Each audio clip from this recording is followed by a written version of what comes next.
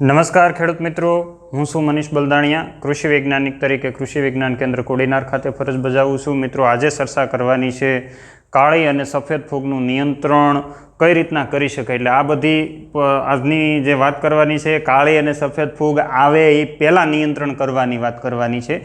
તો ખાસ એક અગત્યની વાત એવી છે કે અત્યારે તમામ ખેડૂત મિત્રોને હું શુભેચ્છા પાઠવું છું કે અત્યારે અષાઢ મહિનો શરૂ થાય એ પહેલાં જેઠ મહિનાના પાછલા પખવાડિયાની અંદર અને અંતના ભાગમાં અષાઢી માહોલ સર્જાણો છે. ત્યારે તમામ ખેડૂત મિત્રોને ખૂબ ખૂબ શુભેચ્છા. ખૂબ સારો એવો વરસાદ ગુજરાતના લગભગ તમામ જિલ્લાઓની અંદર થઈ ગયો છે. ઘણા ખેડૂત મિત્રોને વાવેતર થઈ ગયું છે, ઘણા ખેડૂત મિત્રોને વાવેતર બાકી છે. તો આવી પરિસ્થિતિની અંદર હવે જ્યારે આવું માહોલ સર્જાય ત્યારે ફૂગ છે એ એકદમ વધી જતી હોય તો એના નિયંત્રણ માટે આપણે કેવા પગલાં ભરવા જોઈએ એનું થોડું માહિતી આજના વિડીયોમાં મેળવવાની છે. તો મિત્રો, કાળી અને સફેદ ફૂગના નિયંત્રણ માટે બેક્ટેરિયા અને ફૂગની ટ્રીટમેન્ટ શા માટે જરૂરી છે એ માહિતી મેળવવાની છે. નફાકારક ખેતી બનાવવા માટે બેક્ટેરિયા અને ફૂગ કેટલા ઉપયોગી સાબિત થશે એ પણ માહિતી આજે આપણે મેળવવાની છે. ક્યારે અને કેવા વાતાવરણની અંદર ટ્રાઇકોડર્મા કે સ્યુડોમોનાસ નામની જે ફૂગ આવે છે એનું આપણે ઉપયોગ કરી શકીએ એની માહિતી આજે મેળવવાની છે. કેટલા પ્રમાણમાં અને કોની સાથે આ વસ્તુ નાખવાથી ખૂબ સારું અને સરળ રિઝલ્ટ મળે છે એની માહિતી આજે મેળવવાની છે. અને આને ઘણા ખેડૂત મિત્રો સવાલ કરતા હોય કે ભાઈ મારે આના ડબલ કરવા, આના 4 ગણા કરવા, તો એ કરી શકાય કે નહીં, એટલે કે મલ્ટીપ્લાય કરી શકાય કે નહીં એની માહિતી આપણે મેળવવાની છે. તમે જો ખરેખર ખેડૂત તરીકે આ ચેનલ જોતા હોય તો કાયપા વગેરે જોવાનો છે વિડીયો, કારણ કે વિડીયોની અંદર તમને ખૂબ સારી માહિતી આપવાનો પ્રયત્ન કરવાનો છે. એ સિવાય મિત્રો, તમે ચેનલ ઉપર નવા હોય તો આપણી આ ચેનલનું જે આઇકોન દેખાય છે એની ઉપર આમાં જેને કાળું બટન અત્યારે દેખાઈ રહ્યું છે તો કાળા બટન ઉપર તમે ક્લિક કરી અને ચેનલને સબસ્ક્રાઈબ કરી દેજો, જેથી કરી અને આવનારા સમયની અંદર અવારનવાર નવા વિડીયો તમને છે આવી નવી નવી માહિતી સાથે મળતા રહેશે. મિત્રો, કાળી ફૂગ, વરસાદી વાતાવરણ, આજ અનોખો સંયમ જ્યારે થતો હોય ત્યારે આપણે છે ખેડૂતને ઘણીવાર નુકસાની ભોગવવાનો વારો પણ આવતો હોય. આવી પરિસ્થિતિની અંદર આગોતરું આયોજન કરવું આપણા માટે ખૂબ અગત્યનું છે. એટલે મિત્રો, ખાસ એ વાત કરવાની છે કે હાલ તમે હવે કોઈ પણ તજજ્ઞને મળો, ખેતીનો કોઈ પણ નિષ્ણાંત હોય એને મળો. ખેતીનો નિષ્ણાંત એટલે વૈજ્ઞાનિકની વાત નથી, નિષ્ણાંત ખેડૂત પણ હોય, ઘણા લાંબા સમયનો અનુભવી ખેડૂત. તમને પણ ખ્યાલ છે કે ભારતે અનુભવના આધારે એક વર્લ્ડ કપ જીતી લીધો છે. અનુભવ હતો એટલા માટે જીત થઈ શકી છે. માત્ર ને માત્ર નવી ટીમો છે એની અંદર કશું કમાલ કરી શકી નથી. એટલે આવો અનુભવી ખેડૂત પણ એક ખેતીનો મહાન તજજ્ઞ ગણવામાં આવે છે. તો આવા વ્યક્તિને તમે પૂછો જે સારું એવું ખૂબ સારું ઉત્પાદન લેતો હોય તો એ પણ તમને એમ કહેશે કે આવી પરિસ્થિતિની અંદર બેક્ટેરિયાની ટ્રીટમેન્ટ અથવા તો ટ્રાઇકોડર્મા સ્યુડોમોનાસની ટ્રીટમેન્ટ આપવી આપણા માટે ખૂબ અગત્યની છે. એટલા માટે કે આ દુનિયાની અંદર કુદરતે ઘણા બધા પ્રકારની શૈલીઓ બનાવેલી છે. એમાં સકારાત્મક પણ હોય છે અને નકારાત્મક પણ હોય છે. પણ ઘણીવાર સકારાત્મકનો આપણે ફાયદો લેવાનો હોય છે, મોટા ભાગનો નકારાત્મક છે આપણને મોટા ભાગે નુકસાન કરતી હોય છે. નકારાત્મક એટલે આપણા દુશ્મન, સકારાત્મક એટલે આપણા મિત્રો. આપણે જે વાત કરવાના છીએ આપણા મિત્રોની વાત કરવાના છીએ, જે આપણા નકારાત્મક લોકો છે એને નાથવા માટે અથવા તો એને ભગાડવા માટે. તો મિત્રો, આ દુનિયાની અંદર કુદરતે આસુરી અને દેવી એમ 2 ઉર્જાનું સર્જન કરેલું છે. હવે આસુરી ઉર્જા છે હંમેશા આપણા માટે નુકસાન કરતી સાબિત થઈ છે અને દેવી ઉર્જા જે છે એ આપણા માટે હંમેશા ફાયદાકારક રહી છે. એટલે હવે આપણે કઈ દિશા પકડવી એ આપણે નક્કી કરવાનું હોય છે. પરંતુ બીજી વાત એવી છે કે આ જે અષાઢી માહોલ સર્જાણો અને આ જે વરસાદનું વાતાવરણ છે, આવી પરિસ્થિતિની અંદર તમને પણ ખ્યાલ છે કે જેની જરૂર નથી સૌથી વધારે આગળ વધતા હોય છે. કારણ કે નિંદામણની જરૂર નથી, પાક પહેલાં એ ઉગી ગયું. સોયાબીન વાવ્યા હતા, માથે વરસાદ પડી ગયો, ના ઉગી ગયા. મગફળી વાવી હતી, માથે વરસાદ પડી ગયો, પારવી ઉગી. પરંતુ નિંદામણ તો કે એ ઓછું જ નથી થવાનું, તો આપણે એને અસુરીમાં મૂકીએ છીએ. તો દેવી હતું એ ઓછું થયું અને અસુરી વધી ગયું. એટલે આવી રીતના કાળી ફૂગ જે છે અને સફેદ ફૂગ આવા વાતાવરણની અંદર ખૂબ સારો એવો વિકાસ પામતી હોય અને જે છે એ આપણા છોડના મૂળ માટે આપણા છોડની અંદર જતી હોય અને તે રોગ પેદા કરી દેતી હોય છે. તો આવી પરિસ્થિતિની અંદર એને નાથવા માટે જ્યારે કેમ અસુરોને નાથવા માટે દેવલોકમાંથી આવ્યા હતા અને અસુરોનો સંહાર કર્યો હતો, આપણે કાળી અને સફેદ ફૂગને નાથવા માટે ટ્રાઇકોડર્મા અને સ્યુડોમોનાસનો ઉપયોગ કરવાનો છે. હવે ઘણીવાર ઘણા બધા ખેડૂત મિત્રો આનો ઉપયોગ કરે છે. હું જ્યારે યુનિવર્સિટીની અંદર ભણતો અને પેથોલોજી ડિપાર્ટમેન્ટમાં સાવ જ ટ્રાઇકોડર્મા મળતું ત્યારે અમને ડિપાર્ટમેન્ટમાં પૂછતા કે ક્યાં મળે. અમે એમ કહેતા કે હવે તો 8 નોમનો ટાઈમ થઈ ગયો, મગફળી પાકવાનો સમય થઈ ગયો, હવે આ નખાય નહીં, કારણ કે રિઝલ્ટ ન મળે. હવે વિચાર એ કરવાનો છે કે અસુરો ઝાઝા છે અને મિત્રો છે એ ઓછા છે, કારણ કે જ્યારે બે લડાઈ શરૂ થાય ત્યારે આપણે એનું પહેલું પ્રી પ્લાનિંગ કરેલું હોવું જોઈએ. એટલે પ્રી પ્લાનિંગ ન હોય અને તાત્કાલિક આપણી ઉપર જ્યારે લડાઈ આવી જાય તો આપણે છે એ હારનો જ સામનો કરવો પડતો હોય છે. આવી રીતે જો તમારે અસુરોને હરાવવા હોય તો એનું પ્રી પ્લાનિંગથી કામ કરવું પડશે. હવે હું આ ડિપાર્ટમેન્ટમાં ભણતો ને ત્યારે 7મ સમયમાં લોકો બેક્ટેરિયા ટ્રાઇકોડર્મા લેવા આવે એટલે અમારે સાહેબ એવું કહેતા કે હવે આનો કોઈ ઉપયોગ નથી, કારણ કે હવે તો ફૂગ આવી ગઈ. આપણે માણસ એવા છે, હજી તમારામાંથી ઘણા બધા ખેડૂત મિત્રો એવા છે જે 5-10% બાદ કરતા મોટા ભાગના ખેડૂત મિત્રો મને ફોન આવે છે, એની ઉપરથી હું તમને કહી શકું છું, એવા છે કે જેને રોગ આવે ત્યારે જ ભાગતા હોય છે. રોગ આવો ત્યારે ભાગો નહીં, એ પહેલાં એનું પ્લાનિંગ તમારી પાસે હોવું જોઈએ. આવી જ રીતના તરસ લાગે ત્યારે કૂવો ખોદવાથી ક્યારેય તરસ સિપાવી શકાતી નથી. એટલે મિત્રો આનું આગોતરું આયોજન કરવાનું છે. એટલા માટે આ વિડીયો અત્યારે મૂકું છું. તમે જોઈ રહ્યા છો.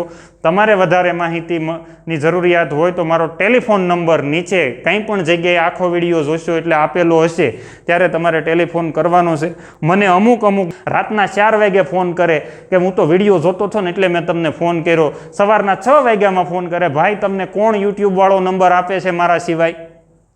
પૂછજો તો ખરા કે એટલા વિડીયો જોવો, એમાં જોવો તો ખરા.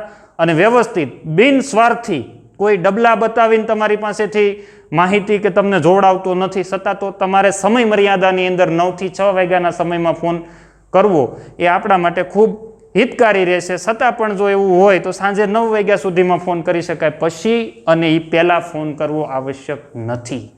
તો આ થોડું ધ્યાને રાખવું જોઈએ. મારો નંબર ડિસ્ક્રિપ્શન બોક્સમાં આપેલો છે, ત્યાં ચેક કરી લેજો અને પછી મને ટેલિફોન કરજો. મિત્રો, ખાસ કરીને આજની આ મુદ્દાઓની ચર્ચા કરવાની છે. મુદ્દા ઉપર સીધા આવી જઈએ તો બેક્ટેરિયા અને ફૂગ મેં કીધું એમ એટલા માટે જરૂરી છે કે પાછળથી રોગથી ભેળાઈ ન જાય. આપણો જે છોડ છે મગફળીનો, અહીંયા જોઈએ તો આ મગફળીનો આપણી જમીનની અંદર અસંખ્ય માત્રાની અંદર આ જે છે દુશ્મન ફૂગ રહેલી છે. આ આપણો છોડ છે, આ એના મૂળ છે. આ દુશ્મન ફૂગ બધે વસતી જ હોય અને મારા ને તમારા દુશ્મન બધી જગ્યાએ છે. એટલે દુશ્મનો રહેવાના છે ને રહેવાના છે, બરાબર.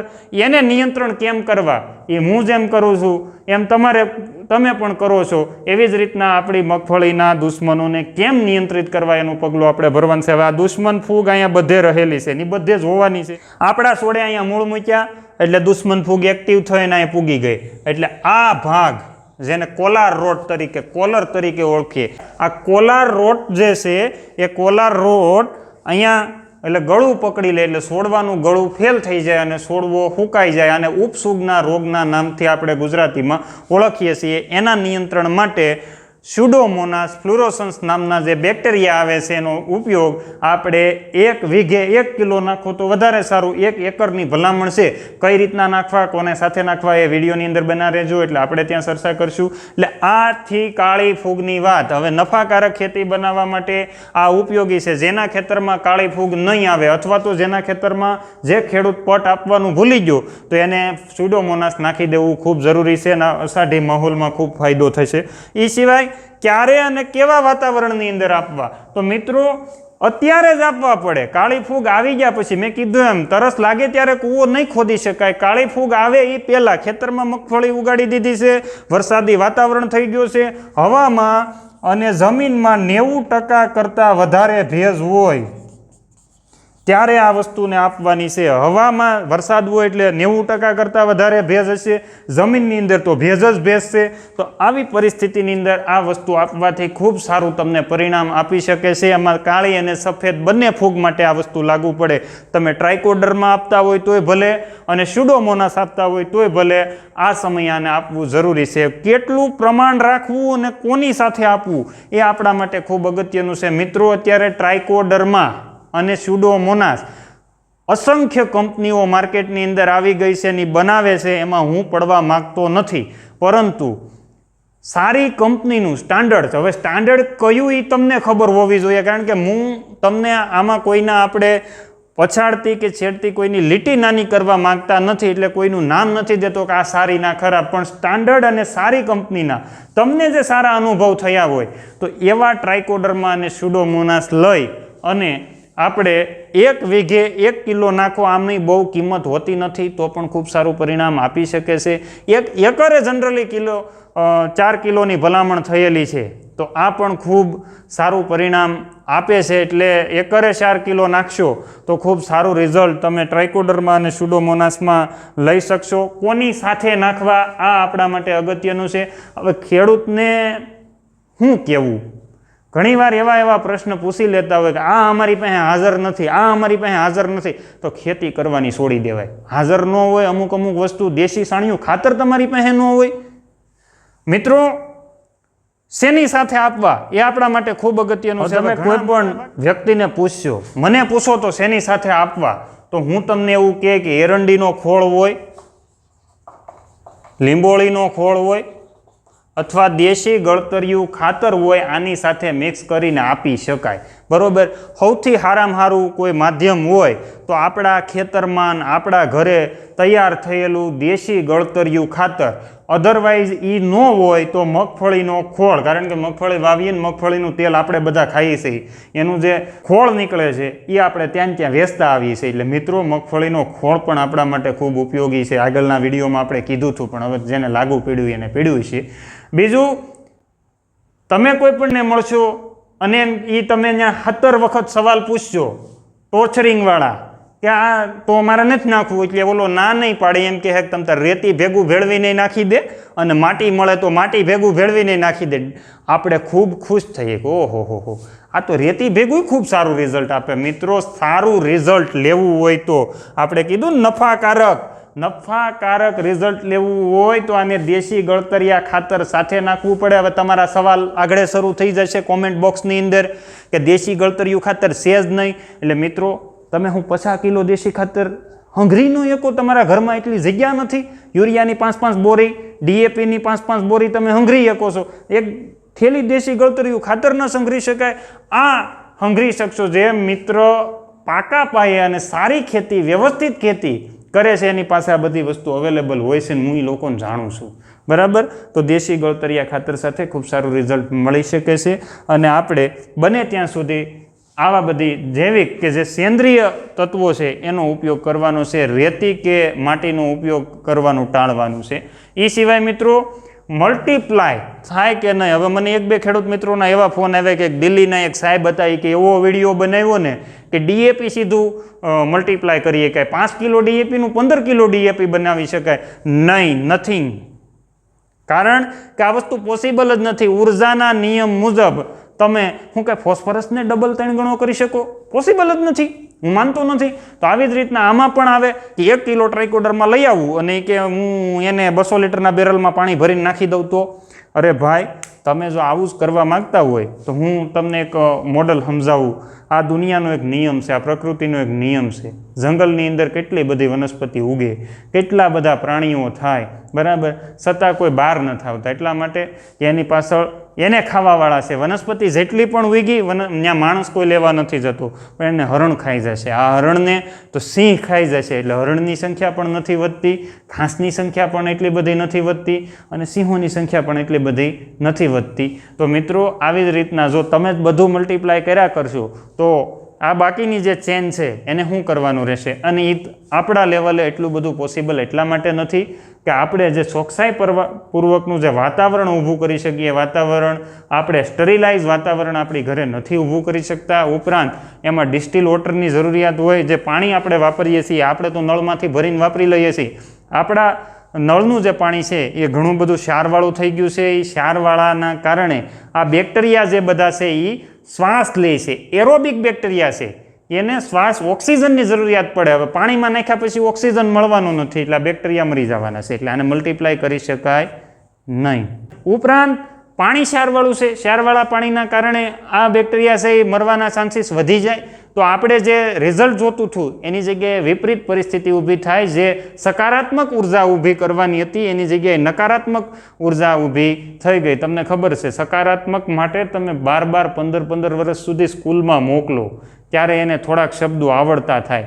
બાકી મોકલજો ને અમુક હેરિયુમાં અમુક નથી શીખવાડવાનું, એ શીખીને વહી આવે છે. એના માટે એને 5 વર્ષ નથી લાગતા, 5 દિવસ નથી લાગતા. એટલે નકારાત્મક થતા સમય લાગતો નથી, પણ સકારાત્મક માટે ઘણો બધો સમય લાગી જતો હોય છે. આ જો તમારે મલ્ટીપ્લાય કરવું હોય તો તમે મગફળીનો ખોળ તમારા માટે સારામાં સારું માધ્યમ છે. મગફળીનો ખોળ ખૂબ સારો રહેશે. એ સિવાયનું તમે દેશી ગળતરિયું ખાતર, આના જેવો એક ઓપ્શન આ દુનિયામાં નથી. તો મલ્ટીપ્લાય કરવા માટે આ વસ્તુ ખૂબ સારી છે. છેલ્લો મેસેજ, જે કાંઈ ખેડૂત મિત્રોને કાળી ફૂગ અથવા સફેદ ફૂગ અથવા કપાસની અંદર ઊભો સુકારો આવી જતો હોય તો એવા ખેડૂત મિત્રોએ ટ્રાઇકોડર્મા આ વાતાવરણની અંદર નાખી દેવું જોઈએ. આ તાત્કાલિક ક્યારેય રિઝલ્ટ આપતું નથી. આ રિઝલ્ટ આપતા વાર લાગે. એને જમીનમાં ડેવલપ થવાનું છે. ડેવલપ થયા પછી તમને છે ખૂબ સારું પરિણામ આપશે. એટલે ખાસ છેલ્લે એટલી જ વિનંતી, સ્યુડોમોનાસ અને ટ્રાઇકોડર્મા નાખવાનું નહીં ચૂકતા. વધારે માહિતી માટે અમે ટેલિફોન નંબર આપ્યો છે, ત્યાંથી અમારો સંપર્ક કરી શકો છો. આપણો ધ્યેય એક જ છે કે આ દેશનો ખેડૂત સુખી હશે તો દેશને વિશ્વમાં નંબર 1 બનાવી શકશું. એટલા માટે થઈને વિડીયો તમારા અન્ય મિત્રો સુધી લાઇક, શેર અને સબસ્ક્રાઈબ કરવાનું નહીં ભૂલતા. અસ્તુ. જય હિન્દ.